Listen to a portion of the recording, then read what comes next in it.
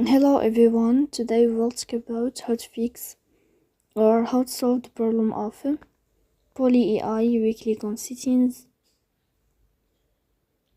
In this page you can click on apps, default apps, app settings.